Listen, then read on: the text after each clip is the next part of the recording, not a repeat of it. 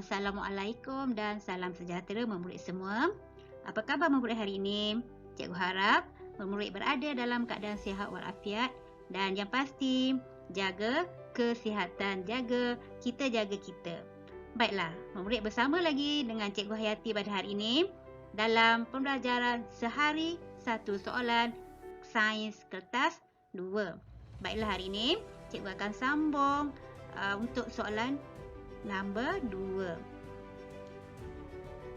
Baiklah murid, bagi soalan nombor 2, kamu akan diberi 4 markah. Sama seperti soalan yang pertama. Baiklah, mari bersama-sama dengan cikgu kita baca soalan yang diberikan. Baik, seorang murid menjalankan satu penyiasatan untuk mengkaji gerak balas tumbuhan. Murid itu menyentuh daun semalu dan daun pokok betik dengan menggunakan ranting kayu yang sama seperti yang ditunjukkan dalam rajah di bawah. Didapati daun semalu mengucup apabila disentuh, manakala daun pokok betik tidak mengucup. Baiklah murid. Kita lihat kepada soalan 2A 1. Kita baca soalan bersama-sama. Berdasarkan pernyataan di atas, nyatakan pemboleh ubah dimanipulasi. Ataupun guru-guru di sekolah selalu menggunakan perkataan PUM untuk singkatan pemboleh ubah dimanipulasi. Baik, murid terlebih dahulu perlulah mencari kata kunci yang terdapat dalam maklumat yang diberikan, dalam soalan yang diberikan. Jom kita cari maklumat bersama-sama. Baik, jika pemboleh ubah dimanipulasi, kita perlu kenal pasti apakah yang dibezakan ataupun apakah yang berlainan antara dua situasi, antara daun semalu dan juga pokok betik dalam sini yang kita nak kaji. Kita dapati daun semalu mengucup apabila disentuh, manakala pokok betik tidak mengucup. Jadi, murid-murid kena kenal pasti apakah yang terdapat ataupun yang dibezakan dalam situasi di sini.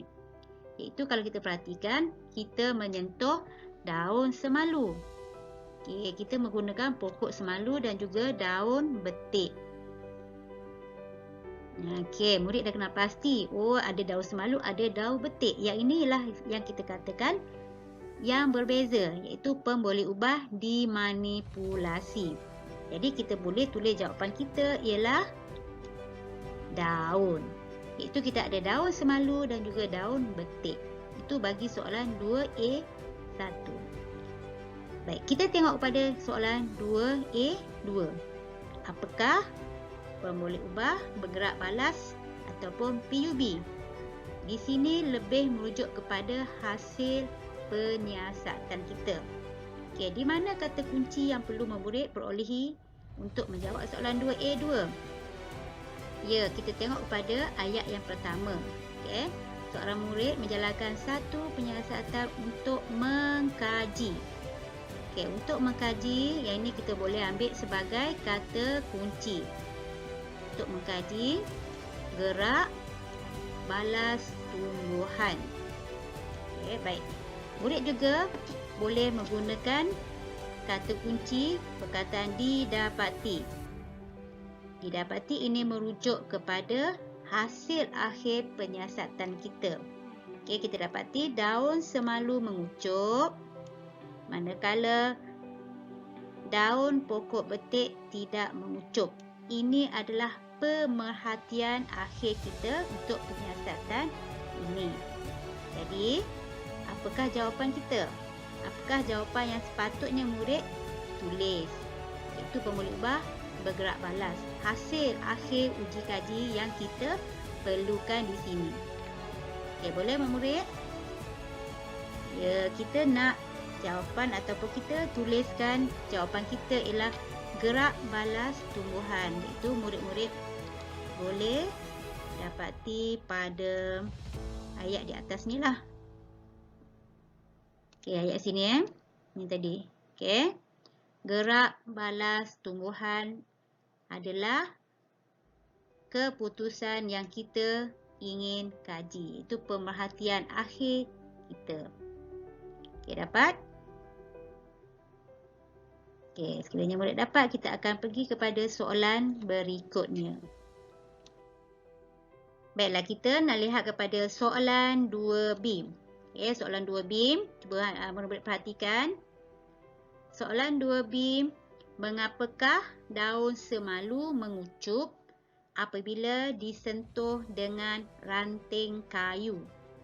Di sini lebih kepada kita memberi inference, memberi sebab. Sebelum itu kita cari dulu kata kunci dalam soalan ini, iaitu daun semalu mengucup. Daun semalu mengucup merupakan pemerhatian kita. Di awal tadi kita nampak bahawa daun semalu itu mengucup.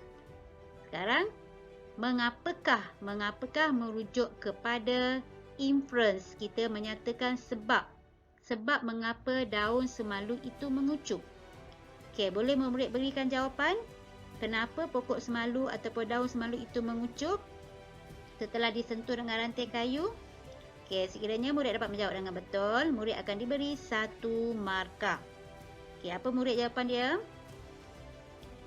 Ya, jawapan dia ialah daun semalu bergerak balas terhadap sentuhan.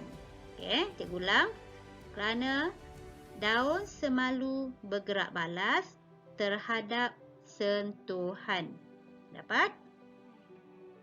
Okey, sekiranya dapat, kita akan pergi kepada soalan seterusnya. Baik, kita lihat kepada soalan 2C. Okey, boleh baca soalan bersama dengan cikgu. Baik, selain daripada daun, terdapat bahagian lain pada tumbuhan yang bergerak balas terhadap rangsangan. Apakah gerak balas bagi pucuk tumbuhan? Baik, sebelum kita menjawab, kita kenal pasti dulu kata kunci bagi soalan ini. Apakah kehendak soalan ini? Okay, murid boleh gariskan, iaitu dia nak bahagian lain pada tumbuhan. Sebelum ni kita dah belajar bahawa bahagian daun sendiri akan bergerak balas terhadap rangsangan sentuhan. Soalan ini berkendakkan selain daripada daun. Okey, selain pada daun, iaitu bahagian lain pada tumbuhan yang akan bergerak balas terhadap rangsangan. Okey, dia nakkan bahagian pucuk. Okey, cuba murid-murid berikan respon jawapan. Agak-agak pucuk ni boleh bergerak balas terhadap rangsangan apa? Okay, ingat balik semula apa yang dah murid belajar. Dalam bahagian tumbuhan tu, bahagian daun, pucuk, akar semua akan bergerak balas terhadap rangsangan. Jadi pucuk bergerak balas terhadap rangsangan apa? Okay, boleh bagi jawapan? Okay, bagus. Iaitu cahaya matahari. Jadi pucuk akan bergerak balas terhadap rangsangan cahaya matahari. Okey, untuk soalan nombor 2, kita sudah selesai. Jadi cikgu harap murid-murid dapat belajar ataupun dapat sesuatu daripada pembelajaran kita kali ini. Hingga kita berjumpa lagi untuk soalan yang ketiga. Selamat belajar semua.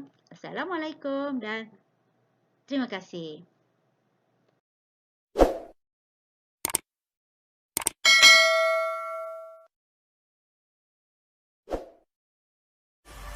You make me